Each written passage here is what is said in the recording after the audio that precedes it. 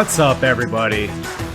Hardest part of the ring is back, and holy moly guacamole.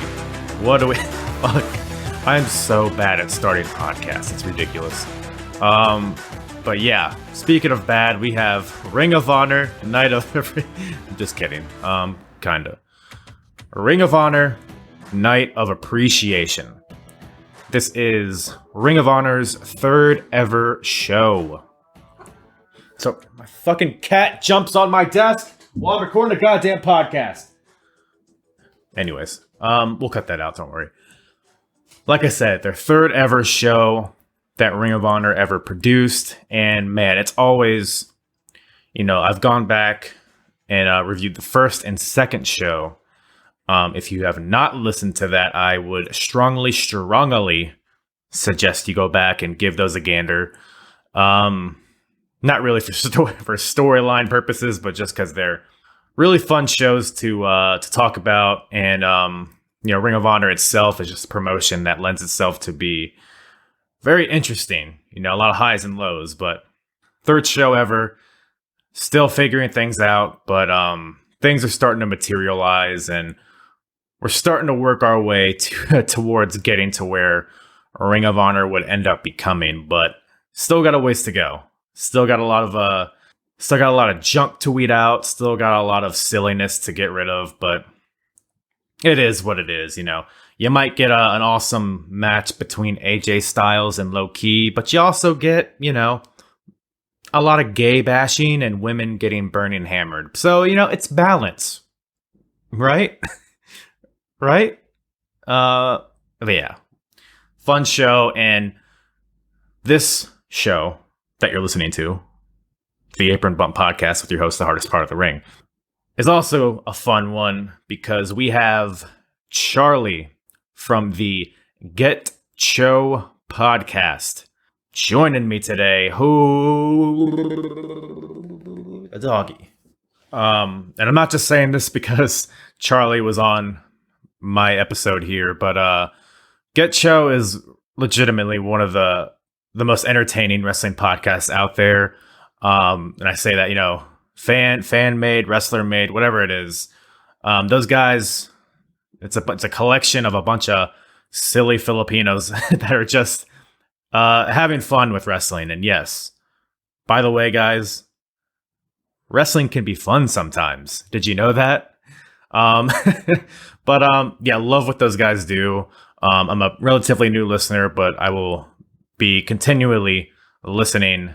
From what I understand, and he kind of touches on it during the podcast, but I think they're on a little bit of a hiatus right now, but they'll be back sometime early in October. So keep an eye out for that. Make sure to subscribe to GetCho Podcast. I'll put all the information for them and for Charlie in the description of this podcast as per usual. But yeah, definitely check them out. And yeah, man, me and Charlie have a really good time taking a walk down memory lane with Ring of Honor. So I'll cease my rambling there. So let's get to it. Ring of Honor, Night of Appreciation, 2002, with myself and Charlie from the GetCho Podcast. All right. Can't have too many tabs of that open. Yeah, but sometimes I like to watch 3 things at once. I get it. Something you need the pre-show, the post-show. Yeah, but it's usually the same person for some reason. Yeah. All right. I'm gonna close my door, and we're all set. Hell yeah, buddy. I'm recording now, by the way. Okay. I did catch your porn comment, so I'm definitely gonna leave that in. Oh my god. All right. I mean, I did say it, so. Yeah. You didn't sign any contracts or anything, so. Then why did I write this in blood? What is this? Oh man. Yeah, so I'm ready to roll whenever you are, dude. All right, awesome, man. Yeah, I mean, this fucking 2002 wrestling. Hey, I was more than happy to do this, dude. I was sitting there like, man, like, cause like this is I used to follow Ring of Honor, but then this was before I was doing that, so it's like it's like going back in time, you know what I mean? So I was happy to do it. It was a great chance for me to catch up on some old shows I haven't seen, so why not, Yeah, exactly. I started ROH from the beginning a few weeks ago. This is the third show that they did. I don't know if you knew that at the time watching it or not. Like, I tried not to like do as much research because it was like I'd rather be surprised with everything I saw. I mean, I did see the first one, the very very first one, but I just don't remember anything from it. So right, it was definitely well, I guess first of all, so you said you followed ROH. Yeah. Actually, like what brought me onto ROH was watching CZW. Believe it or not. Oh yeah. So I don't know if you're familiar with CZW. Mm-hmm. Yeah, I'm vaguely aware. Yeah, so CZW, like it's like this like hardcore wrestling company, and like I just couldn't. It's like watching a car wreck, you know. You just can't help but look at it. So like I was watching CZW for a while, and then they had this feud with ROH, where it culminated in like a cage match. I believe it was like a Death Before Dishonor, and I just could not stop watching it. And I was like, "What is this Ring of Honor company?" And that's where it all began. And ever since that, I was obsessed with Ring of Honor. I had like DVD after DVD that I don't know what to use for anymore other than like really like crappy ninja stars, you know? Exactly. Or just frame it on your wall or something. That's all it's useful for. I was thinking about doing that, but it's like, you know, I don't want people walking in and seeing like a bunch of like half naked dudes on my wall. Hey man, there's worse things. Yeah, good point. Good point, buddy. Yeah. Yeah, I mean, I watched Ring of Honor. I think I caught on to it around like 2006, 2007. It was whenever Nigel McGuinness won the title was when around the time I started watching. Did he beat Morishima or is that? Yeah, Takeshi Morishima. Yeah. It was like right after that. I don't remember exactly how I stumbled upon it. But I know, because I know me personally at the time, I've been a lifelong WWE guy. And it was at that point where I was kind of like, what other wrestling's out there? Because I was also getting into like the internet wrestling scene and all that, and kind of just checking new things out. And I watched from like 2006 probably to like 2008, 2009, like pretty consistently. And ever since then, I've been kind of off and on. It's one hell of a time to start, man. Like the Nigel McGuinness era. Oh, so good. It's like seeing a bunch of super kicks, but as lariats instead, and they were just awesome every time. Oh man, yeah, I'll take a lariat over a super kick any day of the week. Yeah, I'm done with super kicks. I'm sorry. Like I was happy when Shawn Michaels would stomp, and then he was coming, but he would still finish that match. Right. I was cool with super kicks back then, but well, it's the stomps that actually charge up the leg, I think, which make it more powerful. That's why the sweet shin music by Mick Foley was so good. I thought that was Hornswoggle's move. I stand corrected. Come on, man. You need to know your history. If you know your history, you can't be on this podcast. I'm working on it, dude. I'm working on it. I'm sitting there doing I'm just Googling stuff as we talk, so. Fake it till you make it. Exactly. But yeah, man. So Ring of Honor, Night of Appreciation. So I looked up the show just because, chronologically, that's the next show. And I was like, what are they appreciating? And apparently it's Eddie Guerrero's last match for Ring of Honor, even though I think he only had like 2 fucking matches or something. Yeah, but, I mean, it's the third show, so it's like... Yeah, exactly. He faced Super Crazy once, and now he's retired. Yeah. Oh, what a career. What a run. No, I get it, though. Because, when you got, like, a respected veteran in the... Yeah, so that's cool. Yeah, more for his career overall, and the fact that I feel like he's in, like, because he went through a rough patch, as many people know, and I think he was kind of in the midst of that in his first match with Ring of Honor. Because you could tell, I mean, we'll get into it in the main event, but he just had so much more energy, and he just seemed like he was in a better place. I don't know if you remember his match from the first show was super crazy. But I remember it being kind of it was a little slower than I thought it would be. I remember being disappointed by it, actually. Like, yeah, as in, like, I was like, this is an Eddie Guerrero match, and Super Crazy is awesome too. So you would think that they would have a burner, but it's like. Yeah, but then once again, you got those 2 names, you got like high expectations. So I didn't know if I was asking for too much. You know what I mean? Yeah, and I mean a bad match between those 2 guys is better than a lot of good matches. 100%, I agree. Yeah, but yeah, man, might as well just dive right into it. So one of my favorite things about watching these shows is the terrible like montages they have like in between matches with the awful music. And it feels like somebody that just learned how to use Windows Media Player made these. Well, I just learned how to use Media Player, so I could relate, dude. You could make something better than these dumbass like that at the beginning of the show.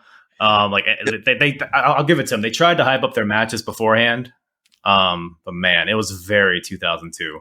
Yeah, and I appreciate it. Like I knew it, like it was like what 18 years ago, so it's like how good Yeah. could it possibly be? So I went in there with low expectations. Yeah. But man, speaking of low expectations, we start out with the Christopher Street Connection. So I don't know if you remember from the first show, but basically the first two shows started out with the Hit Squad, not the Hit Squad, the Hit Squad, Hit Squad coming out and like hyping up the fans that are outside, which I'm sure is like a pretty cool thing if you're there live. But when you're just watching it on DVD or the Chinese YouTube that we use to watch it, it's just like, okay, it's kind of silly and kind of corny, but I mean, it is what it is. So the Hit Squad did that the first two shows, but now the Christopher Street Connection comes out and do it. And for anybody listening that hasn't listened to my previous podcast on ROH, the Christopher Street Connection are heels because they're gay. Yep. And that's pretty much it. And for some reason, this feud between the Hit Squad and the Christopher Street Connection has lasted 3 months. Don't ask me why. And all it amounts to is the Hit Squad hates that they're gay. I think that's pretty much the extent of it. I guess so. I mean, like I don't know the same. You know what I thought was funny was like when Christopher Street Connection came out and started making out in front of the fans and everything. You know, you see the Hit Squad come out and run after him. I'm sitting there like, hey, don't assume that they're there to beat you up. Yeah. You think they wanted to join in? They look like they want to get fresh. You know what I mean? Like, yeah. no. I know. Like, but is that what get fresh means? I just made that up. So I've been using that wrong my whole life. I've been giving people the wrong idea. Well, now you know what some weird things that's happened in your life. Now you got it. Oh man, it all makes sense. we all learn things here. But yeah, it blew my mind to like where not only that, you know, like these guys were heels because they were like over the top gay. It's like even the commentary, which I might be getting ahead of myself, but it's like the commentary they're dropping like they're just saying these guys are fags and like, you know, and I'm just and they're in drop they were saying they're just burying them on this. They're calling them stupid and like. Well, then I guess I guess within the context, you know, if you call them stupid, they are running into getting their ass beat by the Hit Squad. Right. Yeah. And to quote Steve Carino, not only are they fags, but they're stupid too. Like Jesus, Steve. Yeah. Say what you really mean, right? Yeah. I know. Like past shows, like one of the Connection guys will be like talking on the mic. And then one of the commentators is like, "Oh man, he looks really comfortable with the mic in front of his mouth." Like, what the fuck? We get it. Yeah, they're gay. Yeah, but hey, I mean, it's like it was a nice. I wouldn't say a nice change, but it was different from like the where you see like people who are like gay, like portrayed as like fun loving and sort of like you can't help but get behind it. But this is like it was different. It was just like these guys are paying to see gay people get beat up. Mm-hmm. Yeah, I guess there's a market for it in Philly. If it was going to happen anywhere, it'd be Philly. Yeah, and I do kind of appreciate because I guess the premise of it is that the Connection they're supposed to be like the sports entertainers. Yeah, and, yeah. And Ring of Honor ain't about that, and the Hit Squad's pretty much what I guess it's supposed to be what Ring of Honor represents. So it's really more about Ring of Honor versus sports entertainment. I think there's a deeper meaning to it. Yeah, which I'm glad you pointed that out because it's like I didn't really think of that. So it's like for me, it was more like just like meaningless violence. Yeah. So that's cool. That's cool. They beat the hell out of Billy and Chuck. I get it. Yeah. Was this after? I guess this is after Billy and Chuck, wasn't it? Oh my god! I try to erase that out of my memory, so I do not know, But if it was, then it really brings home the fact that this is a parody of WWE. Man, so many levels, so many layers. Too many layers. I'm like it's too much for me right now. I mean, I started out this podcast hot, shitting on this storyline, but man, it's really deep rooted and a lot of branches. Yeah, but overall, I still think this was a cool match. But like, I don't know, what'd you think of the match? Yeah, I mean, it was what it was. I guess. So it was the Hit Squad calling out the Christopher Street Connection, and then obviously because the aforementioned, not only are they fags, but they're stupid. So they're stupid, so they come out, and then they're about to have a match, and then I guess the Connection's manager, I forget what her name was, like Allison something. Danger. There it is. Yeah. And she basically, I guess she's booking the matches now, and she says that it's a triple threat tag team match, which brings out Prince, Nana, and Elax. For some reason, they're teaming now. Stop thinking of X-Lax. Dude, I literally, because they brought in Elax on the last show, and I was like, "Oh, is it supposed to be X-Lax? Is it Elax?" That was literally my first thought too. It's funny you say that. Okay, go ahead though. I interrupted you. No, please do. Please feel free to interrupt me. No, you good. My dumbass rambling. But yeah, Nana and Elax, I guess, are a team for whatever reason. So we have a triple threat tag team match, and it's just it's a lot of nonsense. It's basically everybody teaming up on the Hit Squad because they're just by far the biggest forces out there. Don't really remember too much about this match other than the disturbing Bronco Buster by whatever one of the gay guys. Yeah, I think it was. I think he hit it on. I forget which one of the. I think it was Dan Moff, and I'm gonna just say it. This dude is either a really good sport or this is not his first rodeo. Right. Well, you mentioned but earlier, he might have had other intentions. So maybe this all plays into that, right? See, exactly. It's all making sense now. Man, you really analyze this stuff. You're on a different level. I watched it like 9 times. I mean, I don't blame you. Is that one of the porn tabs you had up? Exactly. Well, like I just thought it was really funny during commentary. I don't know if you caught it, where like they were saying like, okay, it's a three-way dance, but like you mentioned, it was 4-on-2, right? But then the commentary goes, well, essentially with the Christopher Street connection, you got Alice in Danger, you got Simply Luscious. This is 4 women against 2 men. Yeah. So like I thought that was a good catch by the commentary.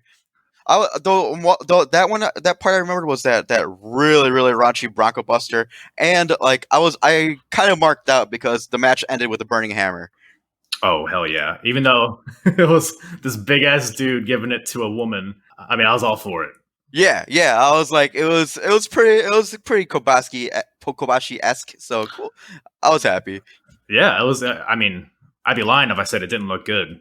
It looked good. I mean, yeah, you're like you said, she was small, but it would look bad if she was small and he's still like, I don't know, F5'd her or something, Yeah, made her do like 10 revolutions in the air and then fall on her head. Oh, we're not talking about Marco Stunt here.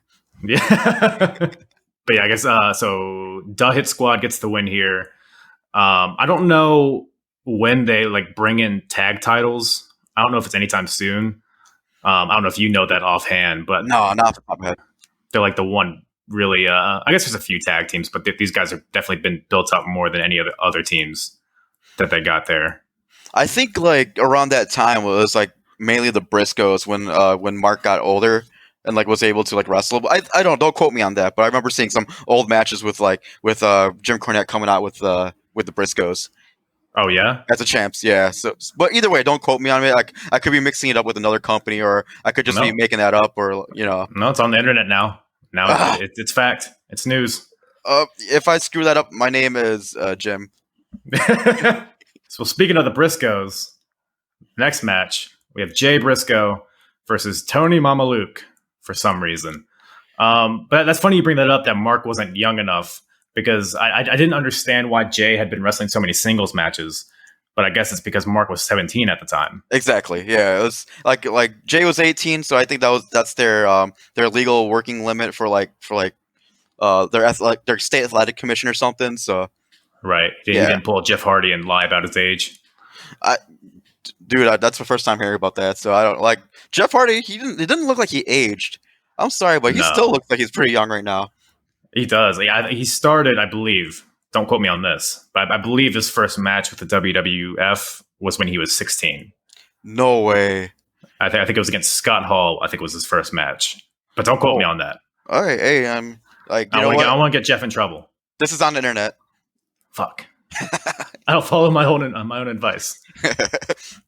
So Jay Briscoe versus Tony Mamaluke. It was a solid match, I guess. There wasn't really much there to it.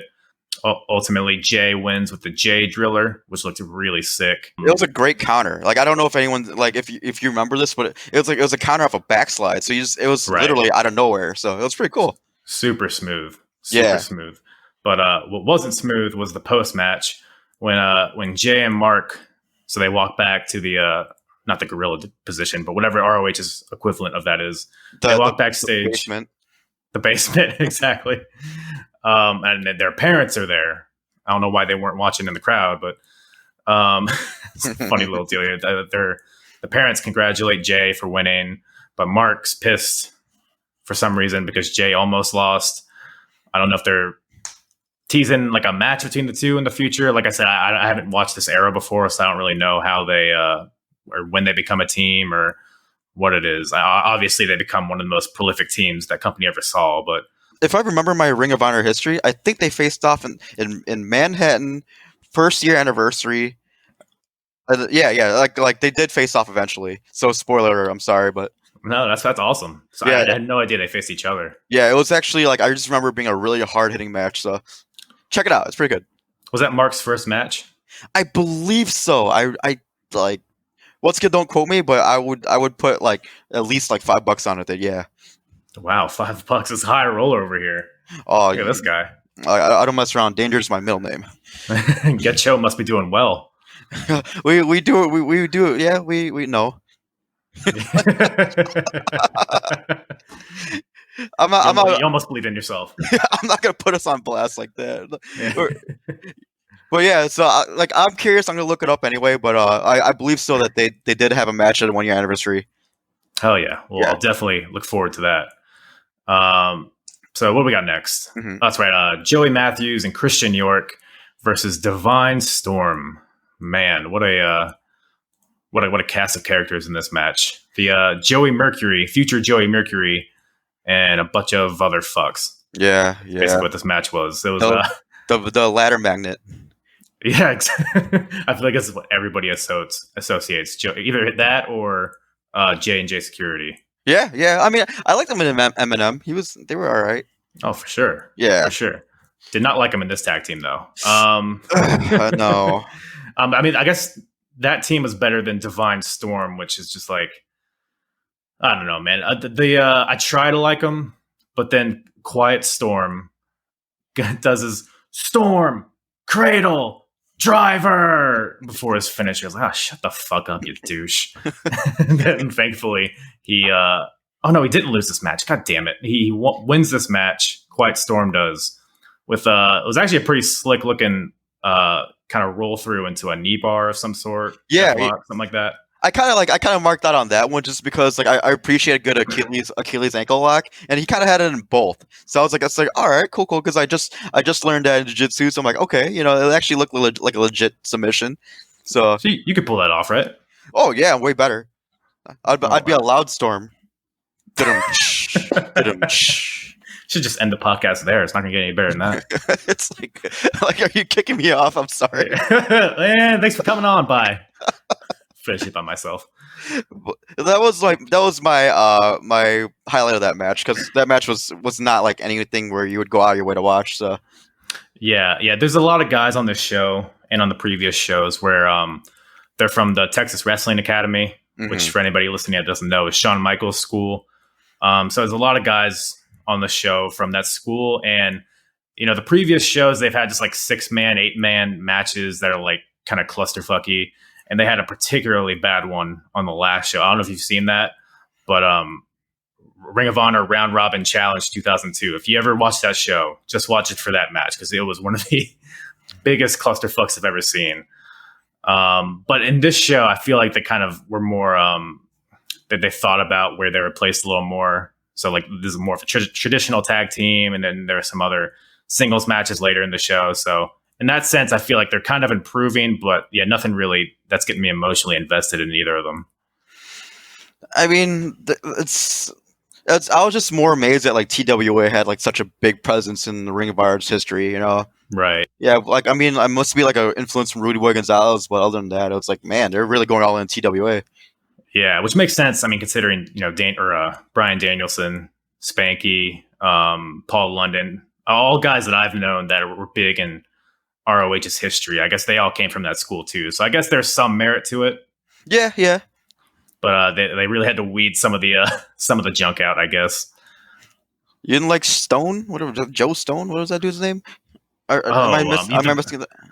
The guy that got his match clipped. Yeah. Oh my god! Don't worry, we'll get into that. Hope. His name was Hope. Who gives a fuck? Yeah, I know. I hope I never see him again. I could say that about a lot of people on this show. But by the way, actually, I just looked up. I was right. Mark and Jay did face off first anniversary. Okay. Yeah. Okay. Yeah. Are they out of that garage by that point? Yeah. Oh, yeah. It was like, and then it was actually turned into a triple threat with their dad. Ooh. No, I'm involved. She got burning hammered by a Dan Moff. Ooh. You know, you say that as a joke, but if you brought that up to creative back then, they'd be like, he might have a point. Anything to watch, get eyes on the show, right? Yeah, you gotta be different. And hammering somebody's mom is definitely not something you really see a lot. It sounds like something you'd say to someone when you want to piss him off. Yeah, or it sounds like something you find on Pornhub. Checking burning down. hammer. Checking down. Doing your research. I like that. So yeah, after that we got a triple threat match between Xavier, Scoot Andrews, and James Maritato, who most of you probably know him as Nunzio or Little Guido. But yeah, man, this kind of just reminded me of the passing of Xavier recently. Yeah, it was super sad. I don't know if it ever came out how he died. I don't know if you know anything about that. I didn't recall hear about how he died. So I know he's pretty young. He was like 42 or something. Yeah. Super sad. I was assuming, like, I mean, you think the worst sometimes when wrestlers die young as pro wrestlers, and he was really built really well, so I was worried it was like steroids, something like that, but it just never really came out, so I don't know. Yeah, I had similar thoughts too, because he seemed like a guy that was in shape and whatever, so who knows, but whatever the case may be, it's good to see him in action here. You forget how like athletic this dude was. But yeah, I guess the premise of this match here is that Xavier beat both these guys in singles matches previously to this show. So now they're kind of just throwing them all in one match. Scoot Andrews, who calls himself the Black Nature Boy. Thoughts?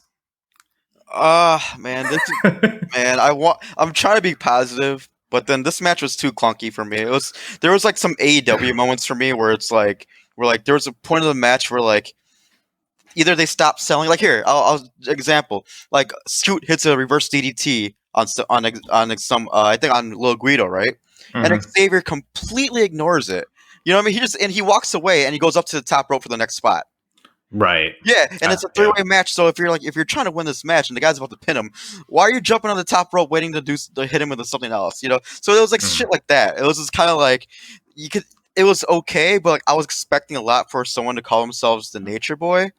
But, right. Like, I'm hoping he's calling himself... I'm assuming he's calling himself that now for all the ladies he's smashed or something. Probably, yeah. Because it wasn't about his wrestling ability, you know? Yeah. Maybe he had a plane crash or something. Yeah, that or like he barely saw his daughter. Anyway. So yeah, like you said, it was kind of a whatever match. Who even won? Oh, that's right, Maritato. The finish was actually pretty good. Xavier jumps off the top rope. I think it was actually that spot you were just talking about. And Maritato catches him with a Fujiwara armbar in midair. Gets the tap out there. I was surprised to see Nunzio get the win here because it seemed like they were building Xavier as a top guy. Yeah, like I mean, but at the same time though, at least the announcers were putting Maritato over as a shoot wrestler. You know, there were many styles, like you know the Japanese style and the shoot style. So like they put him over as someone who could win like in any way, and then of course he wins with a submission. So yeah, it's kind of playing to that sports feel they're trying to go for with they have the whole code of honor thing, and I think they even added some new rules on this show. It's like no count outs and stuff like that. I think, don't quote me on this, but I believe Ring of Honor current day is kind of going back to that, where they're kind of, you know, making no interference, no shenanigans, and trying to just have like a sports feel to it, which I think they've always, it's good to differentiate yourself like that, I think. Oh yeah, and they're bringing back the pure title role, so that I'm actually pretty interested in that. So that's the pure title definitely like leads to that whole ideal of wrestling as a sport as opposed to like stories. So cool. Yeah, it's definitely something that might even bring me back into watching Ring of Honor. Me too. I'm actually looking forward to this pure title tournament. So Yeah, for sure. But man, after this, AJ Styles versus Low Key. When I when I saw the card for this show before I watched it, this was the match that I was definitely looking forward to, and it did not disappoint. Well, for the most part, it was really intense, which I like. It felt like, you're saying earlier they're kind of pinning Ring of Honor as like a shoot style of wrestling. That's kind of what it felt like, especially with Low Key. I feel like his style just makes every match feel like a shoot, probably because he's actually kicking the shit out of everybody. But Yeah, that was the one thing I noticed. I was like there was this one point where like I was thinking like, man, did someone tell him that this is fake? right, stiff as hell, dude. Yeah, because like when you like I had to give my props to AJ Styles for this match because like he took some hellacious shots. I'm sorry, but like he took like a soccer kick to the face. He took a like a savate kick like square in the face, and then like all those shots were just looked lethal. Oof. Yeah, and it's not even always like a spectacular looking move, but it's literally just to hurt him. Like those little Kawada kicks that he would do. Yeah, it looked like he was like just belt him square in the forehead. I was just like, man, if Brutal. if this is like not real, then Low Key is damn good as what he does. Yeah. But yeah, man, really good match. The ending kind of was abrupt. It felt to me. Just AJ goes for a Styles clash on the Low Key, but then Low Key kind of reverses into a small package and gets the 1-2-3 pretty quickly there. So the ending kind of left me wanting more. I don't know if they ever face off again. But overall, pretty good match. What do you think? I thought it was great. I mean, it told a great story of like, like these two guys just trying everything to beat each other. It was just stiff strikes, and like when that wasn't working, it was a bunch of submissions, and when that didn't work, they were doing high fly moves. Like you see in this match, Low Key hitting the Phoenix Splash. You see AJ Styles hitting the spiral tap. So I actually thought it was really and same thing. Like how I was saying how stiff Low Key was. AJ Styles was just as stiff. Right. Like he was popping him right back, and so he was getting these receipts. So it was like this, like it was like the beginning of strong style for me. That's the way I thought of it. So I liked it. Yeah. I liked it a lot. And then same thing. I hated the ending, but I think it did its job, which is leaving you from wanting more. So right, yeah, exactly. I feel like their styles, no pun intended, really meshed well.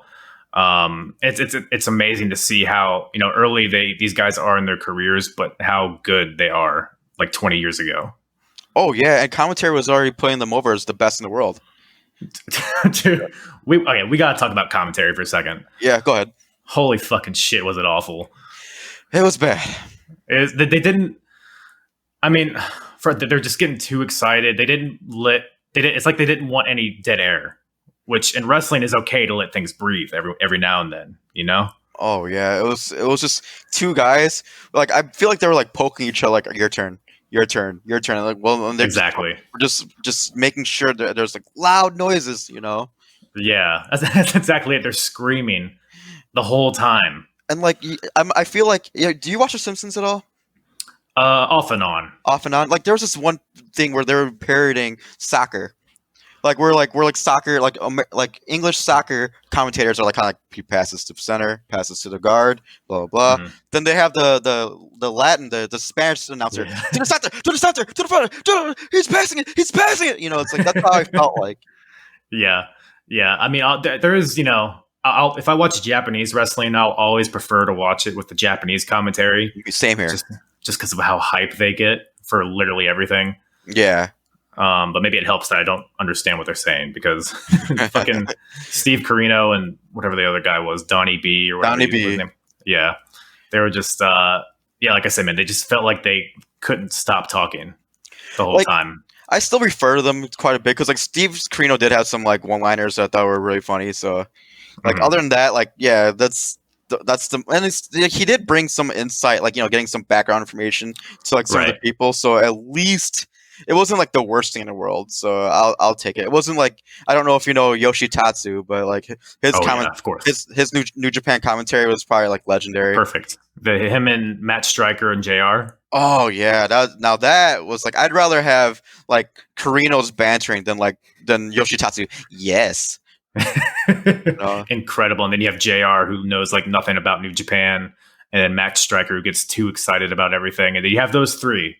Yeah, what a team. That's legendary. So this was like out of a scale from 0 to 10. This was like I can't take it. Yeah. Like a 4. They're out of 14. We're gonna need you guys at like a 3. Yeah, there you go. Let's turn you down a little bit. Man. But speaking of legendary, next match, Marcos and Dunn versus Tony DeVito and HC Loke, otherwise known as the Carnage Crew. Now, you are an expert on the Carnage Crew. Why don't you tell everybody about them? Yeah. They created a lot of carnage, and then there are 2 guys. They're also a crew? So they're basically a crew, but yeah, no, actually, I mean, I kind of know a little bit about them. I know like HC Loke was known as the hardcore referee, like back in ECW, and I know like DeVito from ECW because he was part of the Baldies. You know, I don't know if you know that team. I've very limited knowledge of ECW, but I did do like a little bit of research. And all I know that he was in ECW. Yeah, he was a part of that trio, and like he kind of brought that gimmick to a Ring of Honor where he was just this asshole just beating up on everybody. So yeah, I mean that's what he was. He's a New Yorker who wants to beat the shit out of everyone. Yeah, not that you say that, it makes sense because his image definitely illustrated that, an ECW New Yorker. Yeah, that's pretty much it. Because like I you know what, like the beginning of the show, like the beginning segment of the show was DeVito coming in and beating the hell out of like random people coming into the building before anything ever happened. So I guess they're just portraying that he's just some like this guy who likes to beat people up. Right. Yeah, and a little more backstory on it. So HC Loke, as you said, he's the hardcore referee. Yeah. And I think it was the first show. He was reffing a match with the Natural Born Sinners, Homicide and Boogaloo. And he ended up disqualifying them and got stabbed for it. So that's the backstory here, I guess. I have no words. That's it. I'm trying not to get any dead air, but that was a dead air moment. No. Yeah, I guess because they kind of alluded to Homicide, because at this point in this show, Homicide was in Japan wrestling, so he wasn't there. And I guess Boogaloo wasn't good enough to go out on his own for whatever reason. Probably because his name. Boogaloo. You're not intimidated by Boogaloo? I mean, just as much as I'm intimidated by Christopher Street Connection. Yeah, well... Speaking of stiff... Man, the 2 stiffest tag teams. That's a different podcast. You make me want to just create a tag team right now and just call us the stiffest tag team. Stiffest tag team in the world. We'll workshop it. Maybe it'll be us 2. We'll talk about that offline, though. Yeah, I got you. That was Billy and Chuck, so. I think it's been long enough to where it's not copyright infringement. Yeah, we gotta watch out. We are online. But like this match, I thought was something that I wish that some TV shows would do. Because like if you're gonna get a tag team over, this did it. You know, like like it was a really good, like well thought out match where it was like the guys who you're trying to get over goes in there, beats the hell out of like these 2 smaller guys. The smaller guys get a hot tag and then like come in and like have some momentum, but then just to get the big guys to cut them down and then abruptly beats them. Like it was a very simple laid out match, and it did its job. So I didn't hate it. Yeah, very good point. Yeah, it's basically so they ended up winning with a double powerbomb type of move, and after the match they have some hubcaps, which according to the commentators are Boogaloo's hubcaps. I guess Boogaloo didn't care or whatever it is, or maybe maybe he couldn't leave the arena after the show. But maybe we'll get to that on the next show. Maybe we'll keep that storyline going. Go ahead, sorry. Boogaloo's hubcaps is something that I feel like should be a band or something. That's pretty good. I've heard the word Boogaloo more than I thought I'd ever would today. I've said it more today than I ever want to in my life. Right. I'm sorry for anybody with ears listening to this. But the hubcaps, the aforementioned hubcaps from Boogaloo, were bashed over the head of these 2 12-year-old boys that they just beat in this match. And that's pretty much where that match ends. Any thoughts on the hubcaps? No, I didn't really understand the significance of the hubcaps. They just kept talking about the hubcaps. So I was like, how do I Enough fast about the forward this? hubcaps. Yeah, I was like, I just want to see the next match. Yeah, the next match being Christopher Daniels versus Donovan Morgan. Do you know anything about Donovan Morgan? Not until this match. I thought it might have been Matt Morgan, like, maybe The before he blueprint. changed his names. Yeah, I was like, oh man, fuck yeah, let's go, Matt. Coming out with his stutter and all that. Like, by the way, I hear he's coming after Sasha Banks because he wants his name back. Oh Blueprint? no, yeah, is that actually a thing? Oh God, no, he knows better. It's like, Oh, yeah, okay, she's better than me. yeah. But yeah, it is not Matt Morgan. It is a like 60% Matt Morgan. Yeah, right. And Daniels had a promo before this match. He's really hyping up Donovan Morgan. It's, I guess, either they're friends or he has a crush on him or something, but really building him up. And the match itself was, it was fine. I felt like this match was like day 6 of a wrestling school. Yeah, You know what I mean? It was like drop down, take down, like, schoolboy, like headlock. It's like, because it was a very long extended headlock sequence where like Donovan just kept doing headlocks on Christopher Daniels because he was trying to find new ways to get out of it, only to get caught in it again. right. Yeah, so Yeah, it was a clinic. I thought it was like a wrestling clinic. Like, and I thought it wasn't bad. It wasn't bad. yeah, it was fine. It kind of felt like a WWE match to me. It's kind of like a throwaway match, but yeah, technically it was good. But like I said, I didn't really have any care about Morgan. I didn't really, couldn't really invest in him. But I'll always appreciate watching Christopher Daniels wrestle, one of the best of all time. Yeah, definitely, and like he showed that he could do many styles in that match. Like he was breaking out some submissions. He was like breaking out some cool pinning combinations and some cool reversals. So I was like, okay, like it was pretty good. And like I went into like high hopes just because the whole Christopher Daniels won't shake anyone's hand, but apparently this guy I'll put over. Yeah. I guess. Because well, first of all, so Morgan ends up actually winning this match with a spinning neckbreaker kind of move. Pretty surprising there, and even more surprising that Daniels kind of gave him praise after losing the match, and I guess effectively kind of created a tag team between those two or some sort of alliance.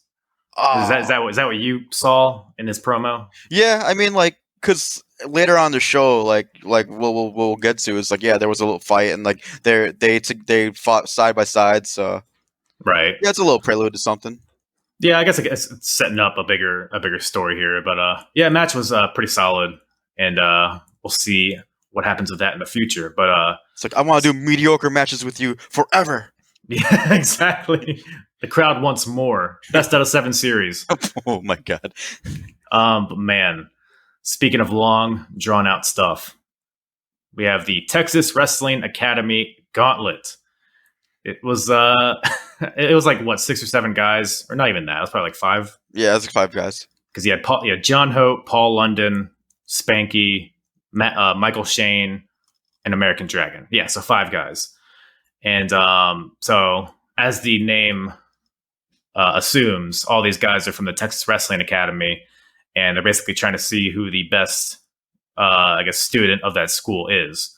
And the match starts out with Paul London and John Hope, which, as we alluded to earlier, apparently, I don't know if there was time constrictions on this DVD or if the match was just abysmal or if they just assumed nobody gave a fuck about John Hope, which is probably a correct assumption. Yeah, all things considered. It's on the Ring of Honor Too Hot for DVD DVD, so just watch out for that. Whatever happened to John Hope? Oh man, I don't know, but I guess I kind of don't care. Yeah, as you shouldn't. But right. Paul London, I guess, beats him pretty handedly, as they showed in the highlight package before the actual match. Which brings out Michael Shane, I believe the nephew of Shawn Michaels. Mm-hmm. Did I have that right? So it's Michael Shane versus Paul London. A really short match. I wish.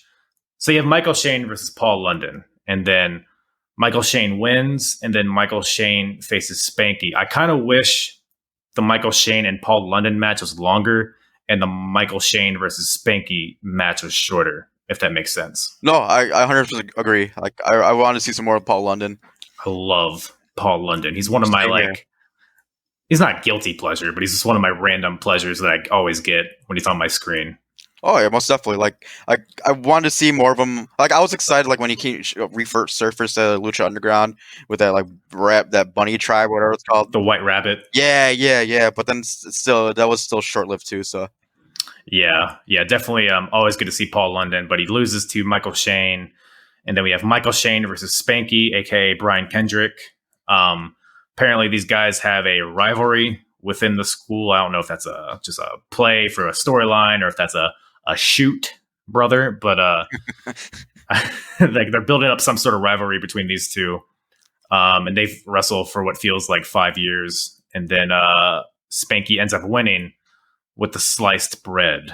What do you think about this like the first half of this gauntlet, or I guess the whole gauntlet overall? The gauntlet was okay. It did what like, I don't know. I mean, we'll get to the ending, I guess, but like I at least it somewhat made sense where it's like, even though that match took forever, like they played on the fact that, hey, Michael Shane is like bleeding and like, you know, and then like this is why he lost, because he it's not necessarily how like he was out wrestled. It's just that he fell off the top turnbuckle because he was close to passing out, whatever. And then so it's like, so at least like they tried to make sense of it. And that's the only thing I really liked about it. And like I said, I want to see more of Paul London and less of Michael Shane. So the first half, skippable. First half, no point. First half, kind of like, why? But yeah, which is actually the exact thought I had. I would have rather just seen American Dragon versus Spanky. Thank you. I agree 100%.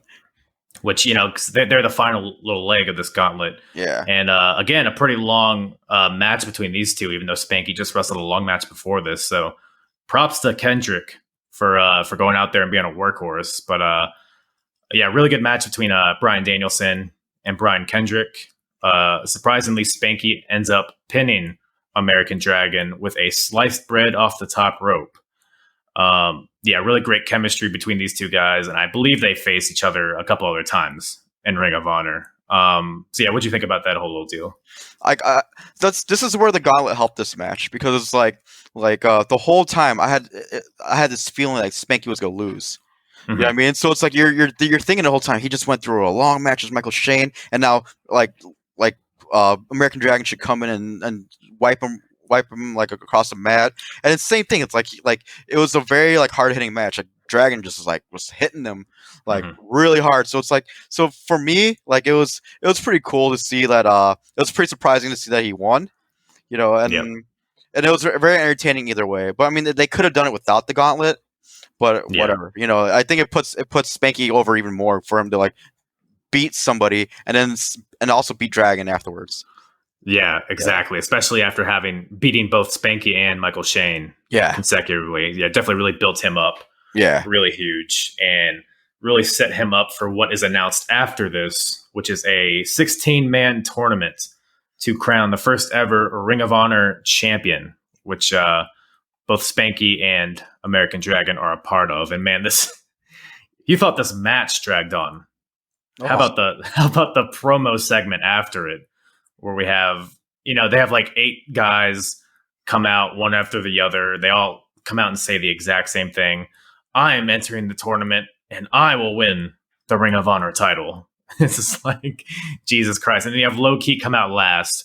And then he literally goes into like a minute long thing for every single person in the ring. Yeah.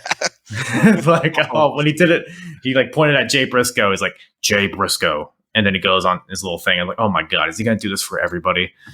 And I wanted to fast forward, but I was like, nah, I got to see this.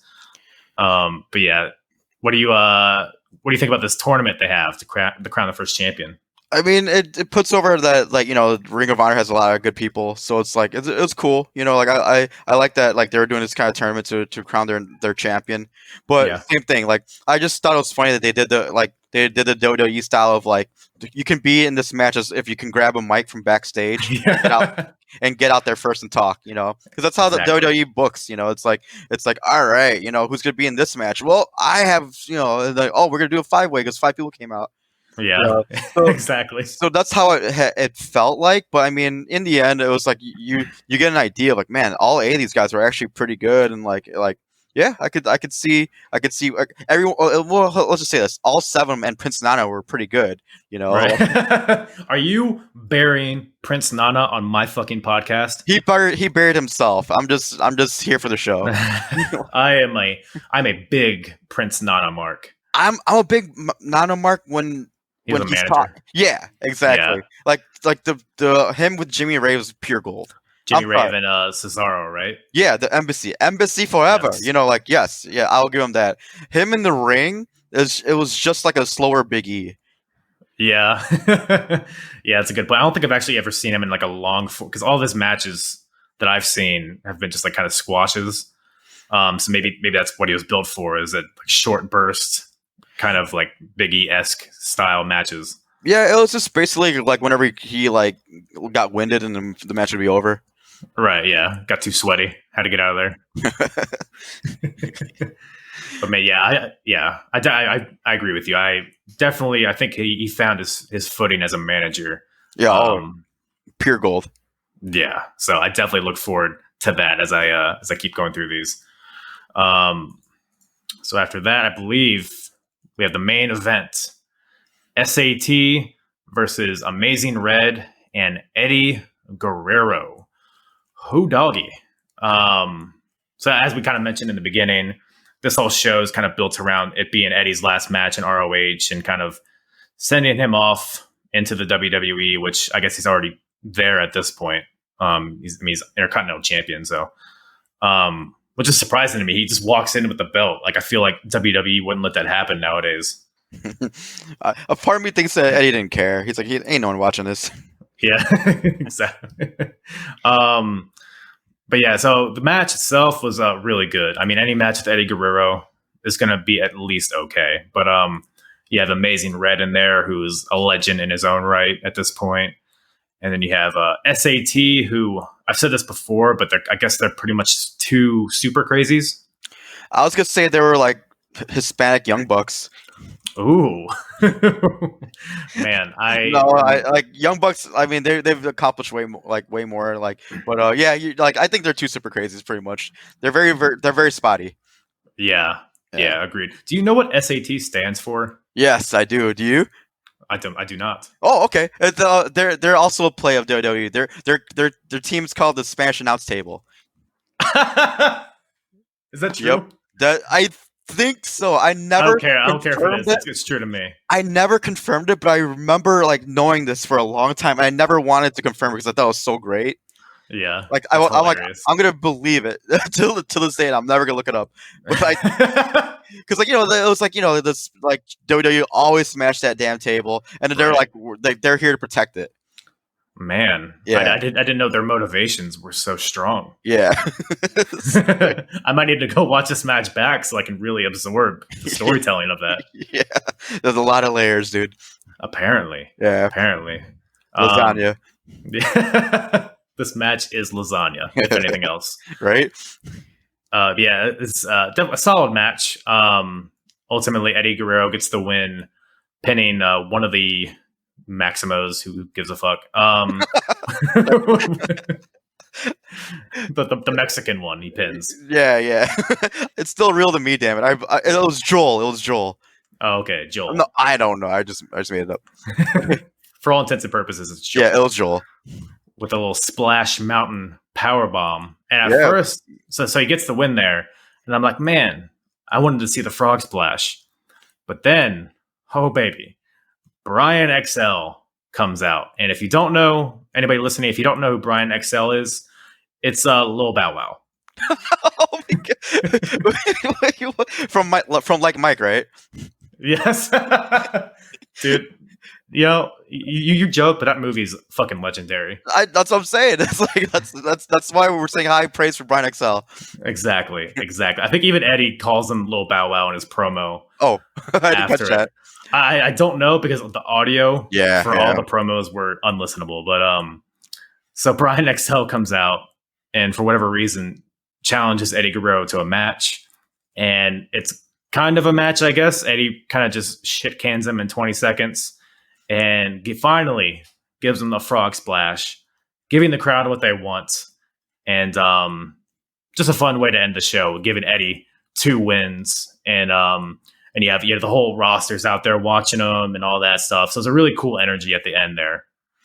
I loved it. I didn't think I'd see the frog splash. I was like, okay, it's over. Then they gave it to us. So I was like, oh, nice. Exactly. And it was really clever. I give Ring of Honor more credit because like they booked that. So. Yeah, for sure. So really good stuff there. And that pretty much brings us to the end. Although you do have a little segment at the end. I forgot to note it, but it was so Brian Kendrick, I guess, was backstage because he wasn't part of the roster that went out there to go kind of give respects to Eddie. And I think it's Low Key and Bryan Danielson are walking backstage. They see Spanky just backstage wearing his Walkman, eating some pizza, and then this prompts a brawl, obviously, because why wouldn't it? And this is where you mentioned Christopher Daniels and Donovan Morgan. I guess they're a tandem now. They kind of join into the fray, and it's a whole hullabaloo at the end. But yeah.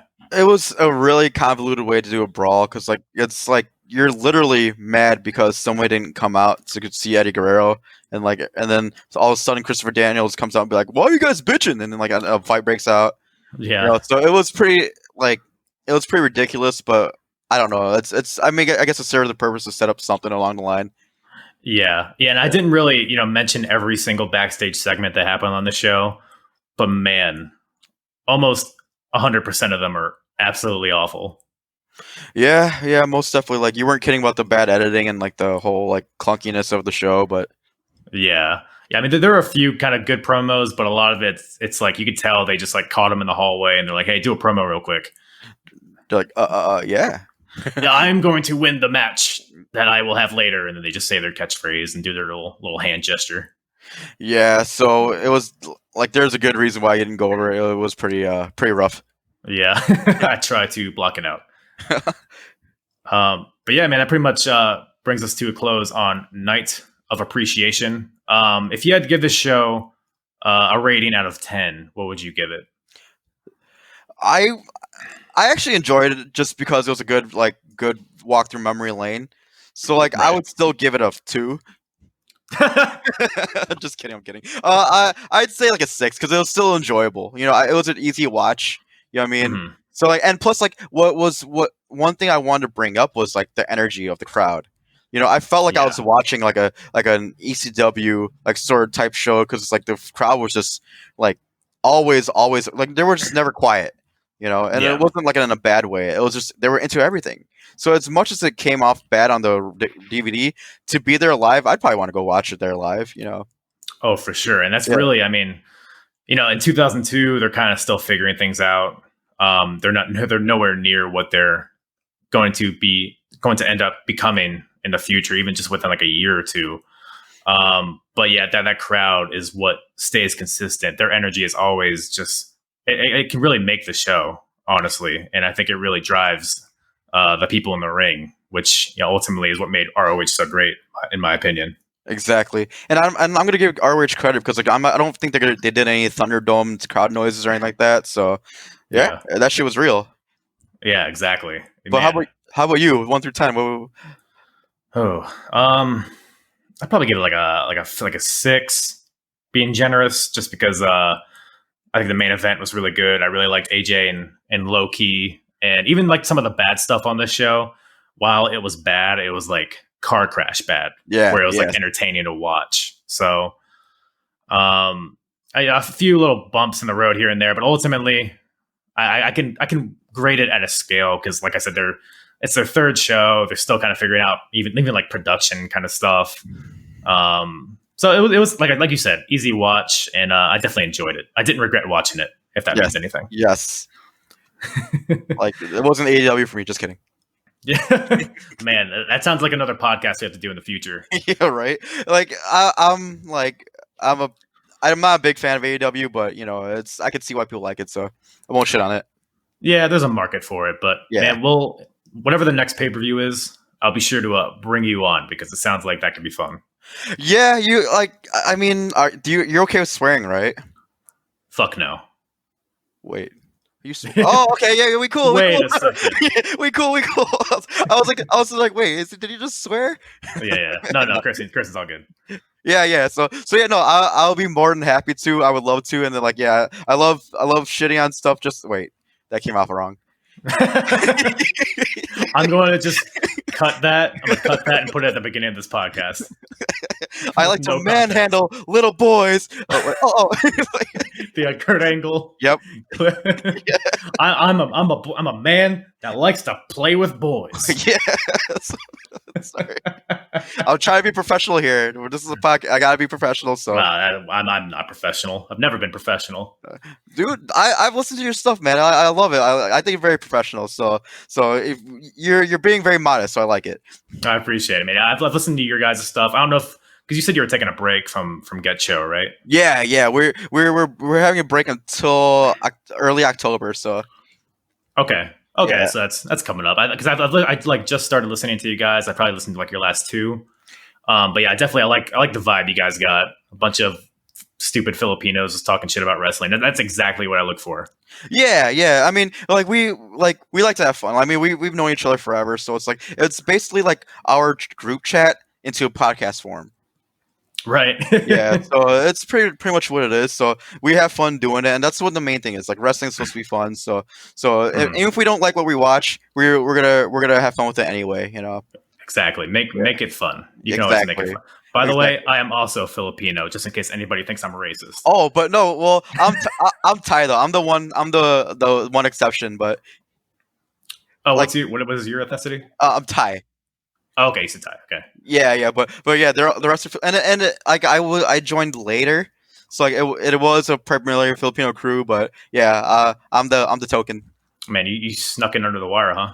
Oh, I mean, like I just didn't want to come off and just be like, oh, I didn't correct them. So yeah, totally. Yeah, sure. But, how about that Manny Pacquiao? Like who?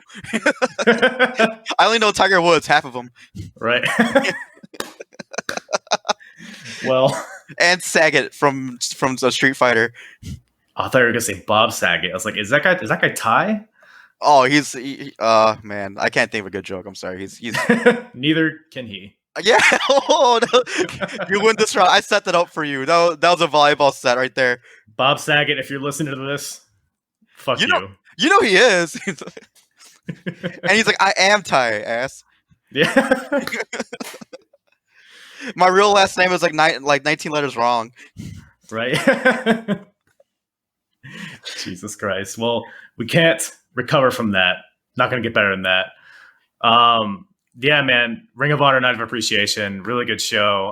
Yeah, I had a lot of fun with you, man. Definitely. I think you're gonna be my go-to obscure wrestling analyst if I need anybody on here. I got you, man. That's my shit. So Lucha Underground. I'm like in season 3 or 4 of Lucha Underground, so maybe we'll do a show on that sometime. Oh yeah, totally. Like I'll I don't remember as much, but yeah, I'm totally down. Hell yeah, for sure. So, like I said, GetCho Podcast. Did you have anything else you wanted to promote? Oh yeah, I got a rap album coming out. Oh yeah, what's it called? GetCho Podcast. Man, I had high expectations. You just shit all over them. Sorry. Self-titled album. I also have an improv comedy show that I'm trying to shill. Yeah, I doubt that. Yeah. No.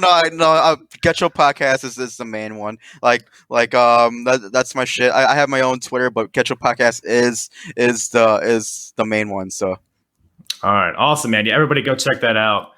Go check out The Great Charlie on your Twitter.